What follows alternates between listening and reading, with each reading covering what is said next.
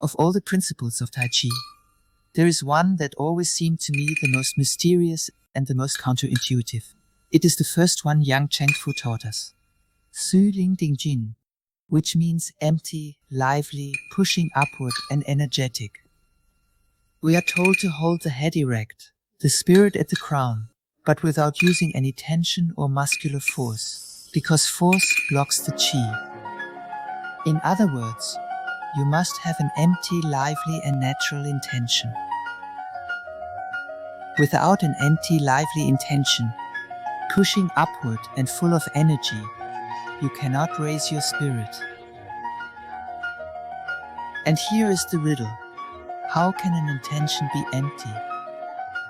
If intention is, by definition, an active and full principle that directs us toward a goal, how can it be empty without ceasing to be intention?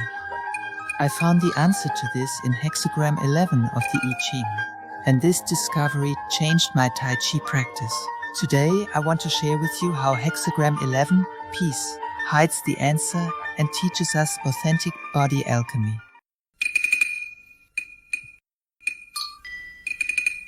Many people don't know this, but Tai Chi is a style of Chinese martial art, or so-called Kung Fu.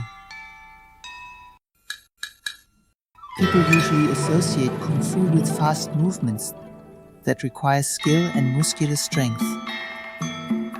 In Kung Fu, the intention is full of effort, direction and will.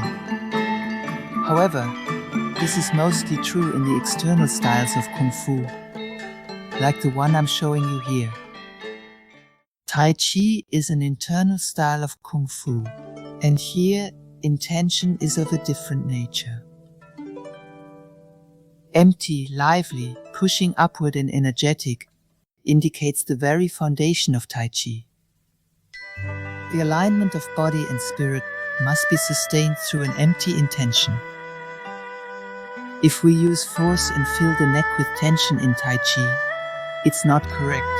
But if we simply relax completely, we collapse. So what do we do?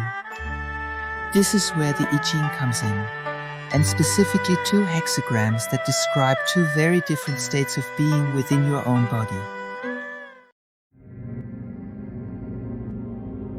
First, let's observe hexagram 12, called Pi or stagnation. Its image is heaven above, earth below. At first glance, this seems correct. Heaven is supposed to be above and earth below.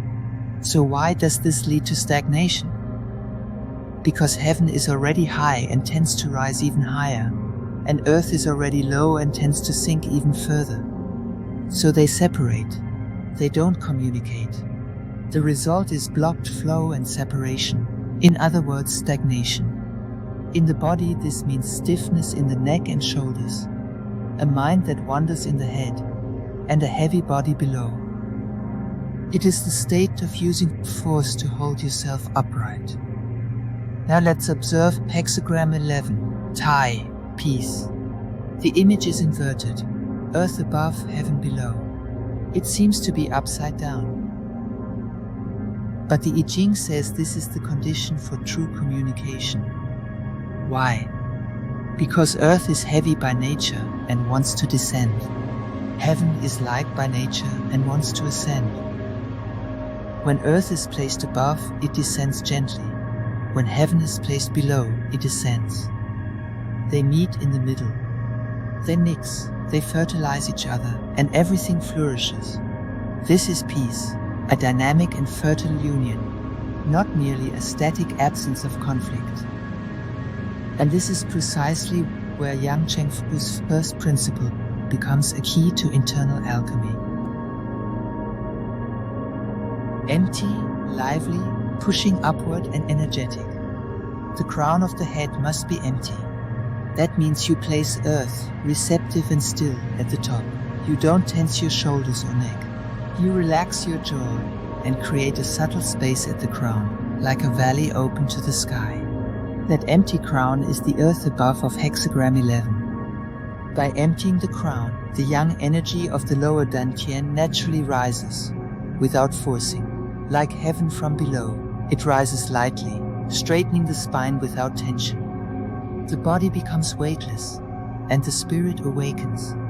The descending energy is the heaven below of hexagram 11. When you embody this hexagram, the opposite of stagnation occurs. You become more rooted, your movements flow from the waist, your balance improves, and your spirit becomes serene and joyful. Now the empty intention. It is not an intention that says I am going to push the sky, but rather I am going to clear this space so that the sky may fill it. It is active because it requires attention, but empty of force and direction. It is Wu Wei, doing without doing. If you try to raise the spirit with force, you get hexagram 12. You tense up, become clumsy and unrooted, and the chi does not circulate. But if you raise it with an empty intention, you become hexagram 11. The body roots. Movement is born from the waist, and the mind becomes serene. Internal alchemy, Neidan, consists of reversing the habitual pattern. The social and tense pattern is hexagram 12. Overexerted mind, unrooted body. The alchemist's first movement is to reverse it. Place the receptive above, and let the creative ascend from below. Tai Chi teaches you this inversion from the very first posture. Before any movement, the simple act of standing with the crown empty and alive is already cultivating peace. The internal heaven and earth meet. The fruits, health, balance, clarity, and a deep peace that does not depend on circumstances. A peace that remains even as you move and interact with the world.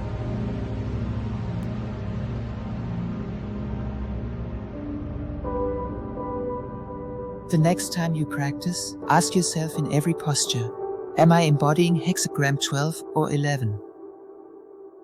If you feel tension in the neck, stiff shoulders, furrowed brow, and a forcing mind, you are in stagnation. But if you empty the crown and relax the neck and shoulders, you will notice a subtle and lively force rising from below, traveling up the spine, reaching the very top, and expressing itself through the tips of your fingers. In that instant, your body ceases to be something you must control and becomes a living bridge between heaven and earth. If this perspective has resonated with you, leave me your experience in the comments. And if you want to keep exploring the alchemy of the I Ching and the internal martial arts, subscribe and hit the bell. Auf Wiedersehen.